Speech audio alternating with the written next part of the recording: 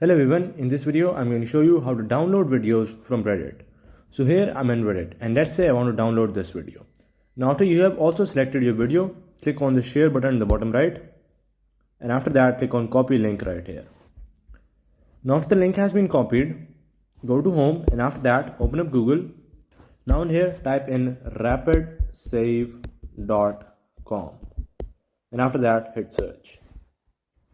It will take you to this website right here. Now in here, just simply paste in the copied code and after that click on download. Now in here, click on download HD video and here as you guys can see my video has been downloaded. So that is how you can download videos from Reddit. Hello everyone, in this video I'm going to show you how to download videos from Reddit. So here I'm at Reddit and let's say I want to download this video right here. Now after you have also selected the video that you want to download, click on the share button at the bottom and after that click on copy link right here. Now after the link has been copied, open up a new tab and go to this website rapidsave.com. Now once you're at the website, just simply paste in the copied link and after that click on download right here. And here my Reddit video has been downloaded. So that is how you can download videos from Reddit.